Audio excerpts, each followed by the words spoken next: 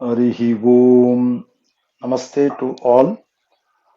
This year, Sharvari, the Hindu calendar, is considered unique in one respect that we are getting a Atika Masam in the month of Puratasi, and in a way, there is a long gap between Malaya Patcham and Navaratri. So that way, this is a very rare occurrence. We should know about Atika Masa. Atika Masa is the reconciliation of the lunar calendar with the solar calendar. There are two systems of calendar, as we all know, in the Hindu almanac. We follow either the solar system, by which the 365 or 366 days are reckoned by way of 12 months, equally tracing the sun transit in the zodiac signs. The lunar calendar follows the new moon cycle, by which each year has only 353 days.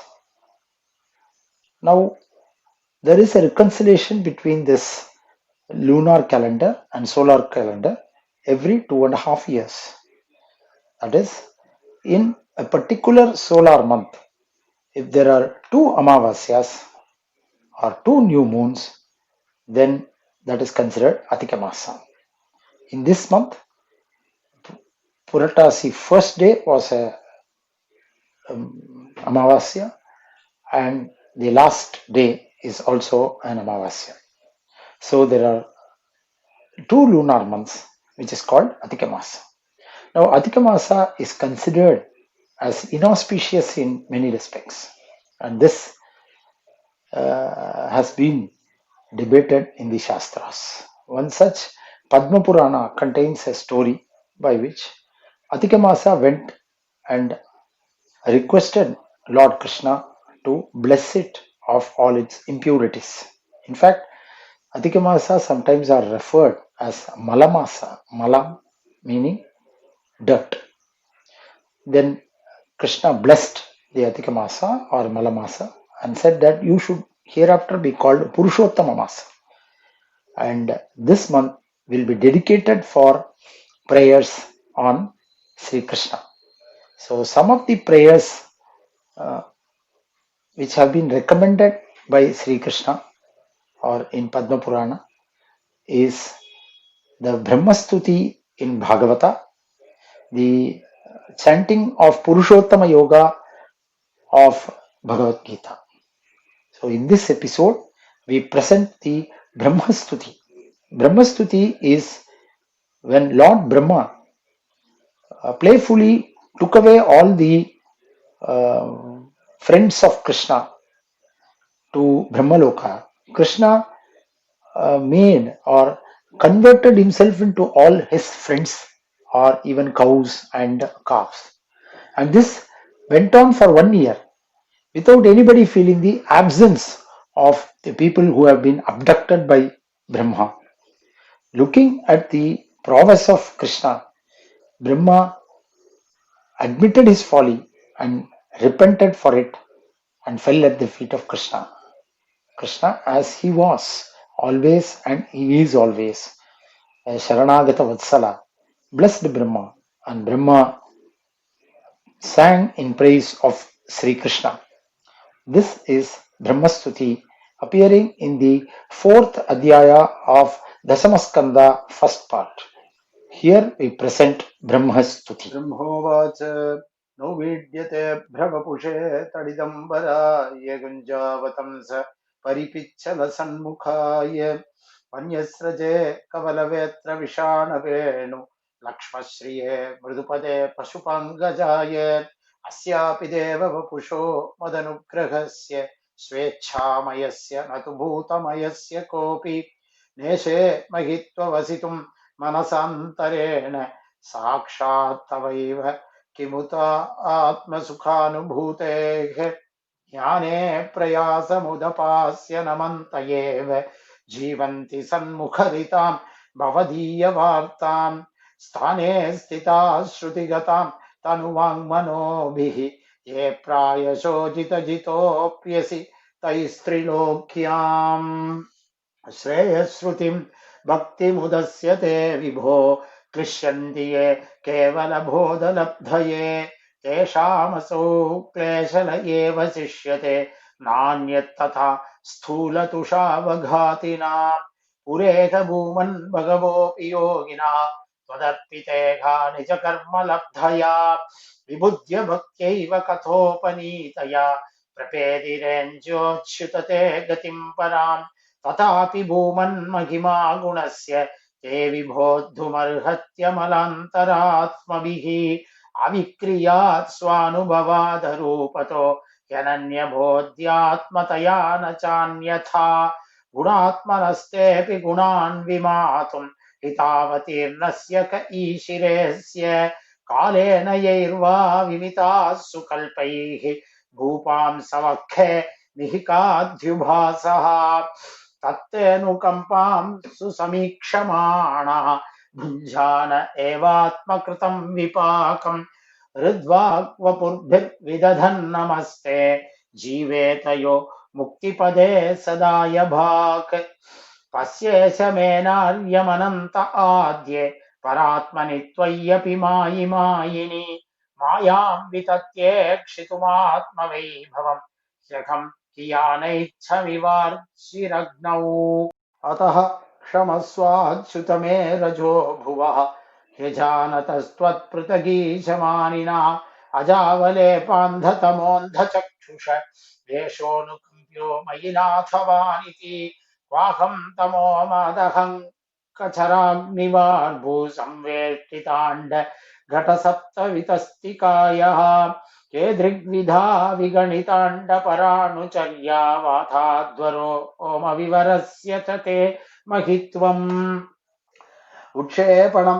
गर्भगतस्य पादयोः किं कल्पते मातुरधोक्षजागसे किमस्ति नास्ति व्यपदेशभूषितं तवास्ति कुक्षे कियदप्यनन्तः जगत्त्रयान्तो दधि सम्प्लवोदे नारायणस्योदरणाभिनालात् विनिर्गतोऽजस्त्विति वाङ्न वै मृषा किन्त्वीश्वरत्वन्नत विनिर्गतोऽस्मि नारायणस्त्वं न हि सर्वदेहिनाम् आत्मास्य धीशा किल लोकसाक्षी नारायणोऽङ्गं नरभूजलायनात् तच्चापि सत्यं न तवैव माया तच्चेज्जलस्तं तव सज्जगद्वपुः किं मे न दृष्टं भगवंस्तदैव किं वा सुदृष्टं हृदि मे तदैव किन्नो सपद्येव पुनर्व्यदर्शि अत्रैव मायाधमनावतारे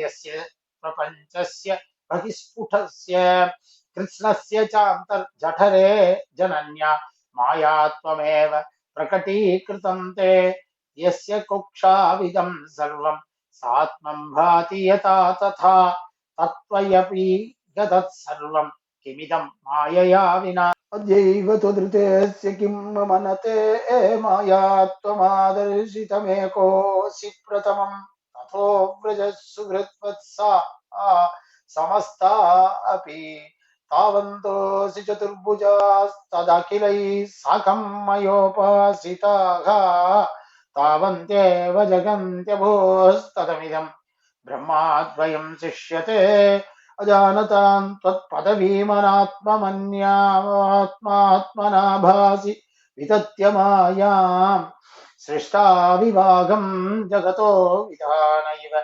हेमशोऽन्त इव त्रिनेत्रः सुरेष्वशिष्वी सततैव निष्वपि तिर्यक्षु याधस्वपि ते जनस्य जन्मा सतां दुर्मदनिग्रहाय प्रभो विधातः सदनुग्रहाय च को वेत्ति भूमन् भगवन् परात्मन् योगेश्वरोति भवतस्त्रिलोक्याम् का क्व वा कथं वा कति वा कथेति विस्तारयन् क्रीडसि योगमायाम् अस्मादिदं जगदशेषमसत्स्वरूपम् स्वप्नाभमस्तधिषणम् पुरुदुःखदुःखम् त्वय्येव नित्यसुखबोधतनावनन्ते मायात उद्यदपि यत् सदिवावभाति एकस्त्वमात्मा पुरुषः पुराणा सत्यस्वयं ज्योतिरनन्त आद्यः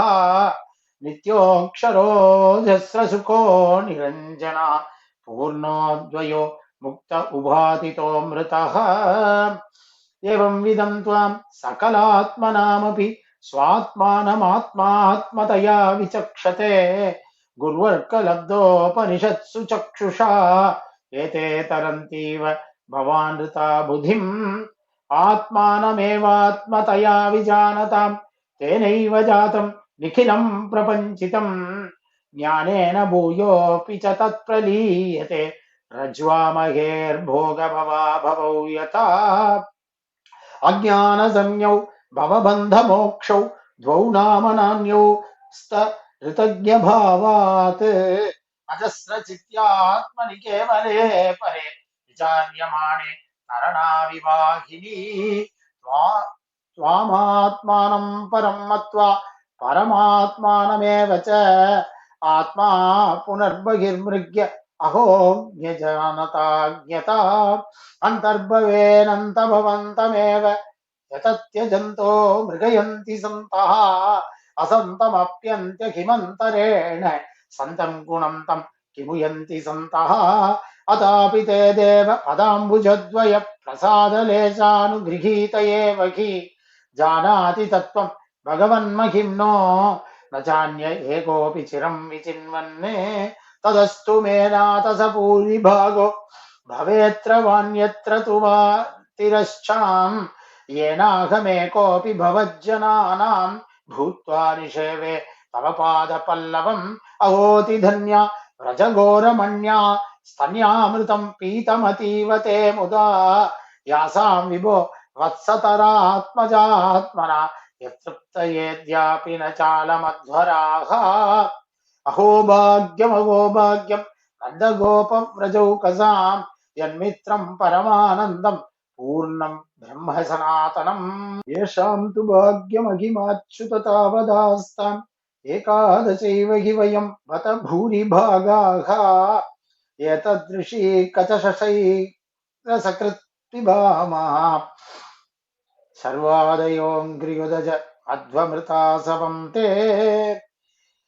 तद्भूरिभाग्यमिह जन्म किमप्यटव्याम् यद्गोकुलेऽपि कथमाङ्घ्रिरजोऽभिषेकम् यज्जीवितम् तु निखिलम् भगवान् मुकुन्दः त्वद्यापि यत्पदरजत् श्रुतिमृग्यमेव येषाम् घोषनिवासिनामुत भवान् किं देवरातेति नश्चेतो विश्वफलात् पदम् त्वदपरम् कुत्राप्ययन्मुह्यति तद्वेषादिव पूतनापि सकुला त्वामेव देवा पिता यद्धर्मात्तसुहृत्प्रियात्मतनय प्राणाशयास्त्वत्कृते तावद्रागादयस्तेनाः तावत्कारागृहम् गृहम् तावन्मोहोऽङ्घ्रिनिगडः यावत् कृष्ण न ते जनाः प्रपञ्चम् निष्प्रपञ्चोऽपि विडम्बयसि भूतले प्रपन्न जनतानन्द सन्दोगम् प्रतिथुम् प्रभो जानन्त एव जानन्तु किं भूक्त्या न मे प्रभो मनसो वपुषो वाचो वैभवम् तव गोचरः अनुजानीहि माम् कृष्ण सर्वम् त्वम् वेत्सि सर्वदृक् त्वमेव जगताम् नाथः जगदेतत्तवार्पितम् श्रीकृष्ण वृष्णिकुलपुष्करजोषधायिन् क्ष्मा निर्जराद्विजपशूदधिविर्धिकारिन्ने उद्धर्मशार्वहर क्षितिराक्षसदृके आकल्पमार्कमर्हन् भगवन्नमस्ते।